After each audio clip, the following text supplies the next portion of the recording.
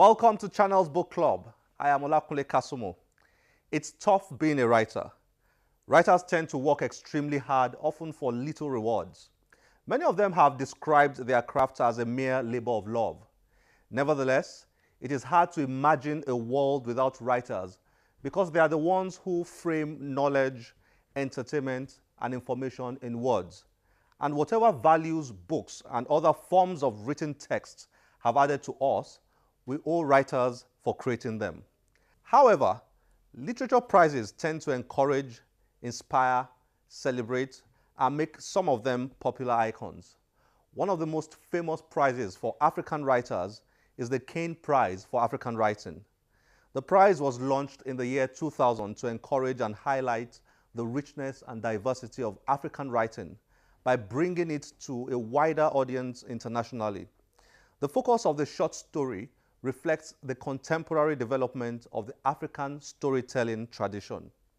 Helen Abila, Segun Afolabi, Rotimi Babatunde, Isi Osundu, and Tope Folarin are Nigerians who have previously won the prize.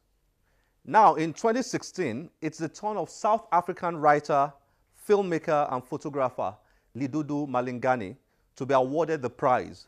And this is courtesy of his short story titled Memories We Lost, which explores how traditional beliefs are used to tackle schizophrenia. The judges of the 2016 edition described his story as a gracefully narrated tale that left the reader full of sympathy and wonder.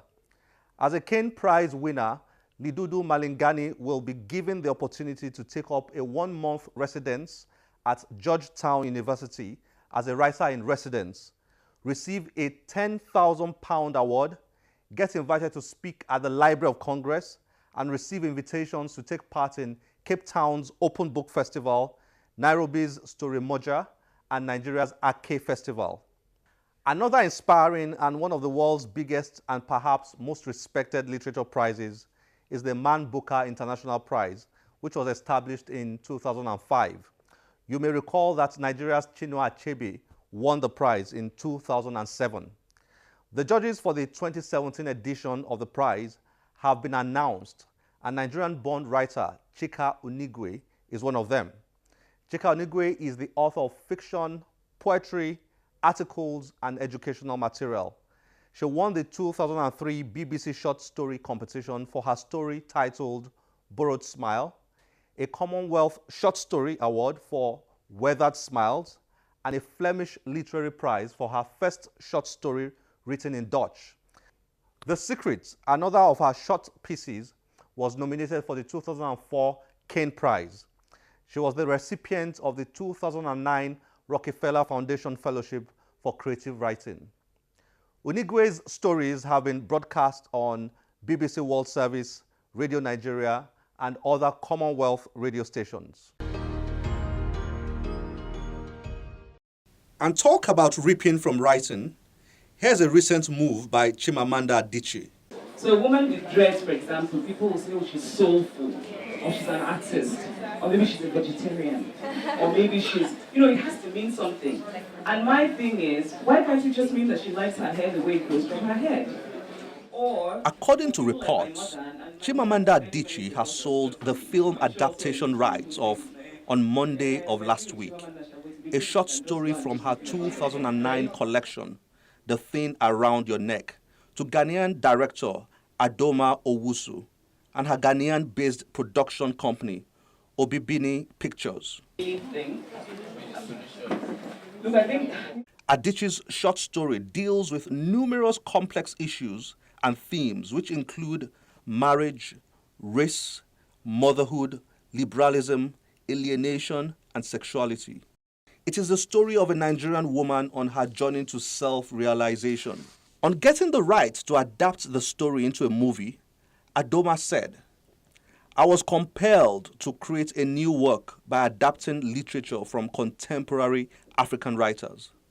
The themes of race, liberalism, and sexuality in Adichie's short story On Monday of last week resonated with my films on the triple consciousness of the African immigrant. The renowned filmmaker has numerous short films to her credit, which include the award-winning Kwaku Anansi that received the 2013 African Movie Academy Award.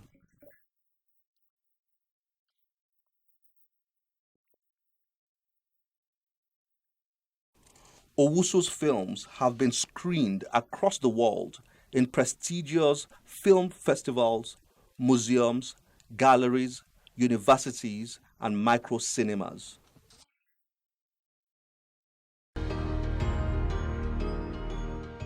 We often ask our guests to read either from their own books or any other books they enjoy reading. Let's take two readings from two recent authors we have had on this show. I've often wondered if the Nigerian Civil War 1967 to 1990 was inevitable. Could we have done anything to prevent or avert it?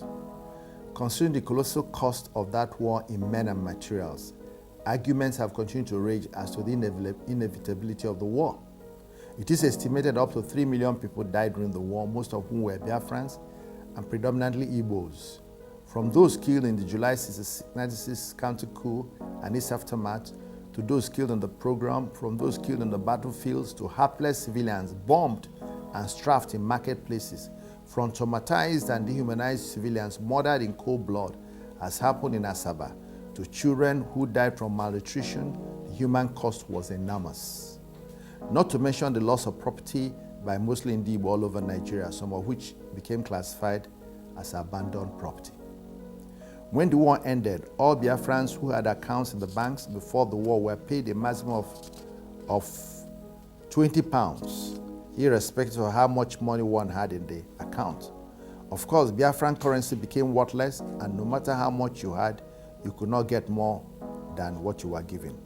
Some people felt this was a grand design to keep the conquered people of Biafra perpetually impoverished, so as to make them incapable of carrying out any future rebellion.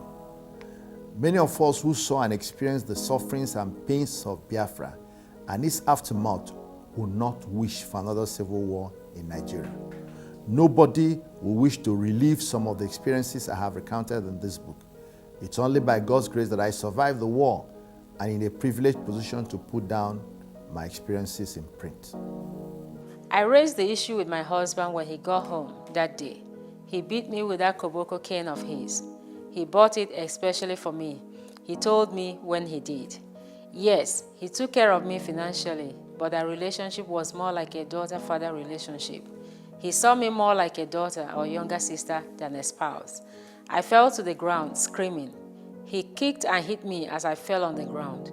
As I was on the ground, I had my arms and hands over my stomach, determined to protect my unborn baby. Angelica could not restrain herself. She ran to my help. Inside our room, I could hear Kamsi crying, obviously scared by the noise and outbursts going on. My husband flogged the hell out of my house help and me that day. He beat us silly. The next day, when Angelica dragged out her bag to go, I had no will and no voice to tell her not to. She left, creating another cloak of sadness for me in the house. Basically, my support fell back on Ola. She was 13 then, just about to write her JS3 examination at Antony Village High School. She was too young and wasn't that strong yet to take a responsibility for much of the housework, but she was determined and did her best. Then I started noticing an unusual aggressive attitude for my sister from my husband. He nagged her over every little thing. He was never pleased by anything she did. One day, I was in the living room, heavily pregnant now. He came out from our bedroom shouting on top of his voice. He accused Ola of stealing a whole bunch of 50,000 naira notes from his table. He threatened that he must get that money back upon his return that evening, or else.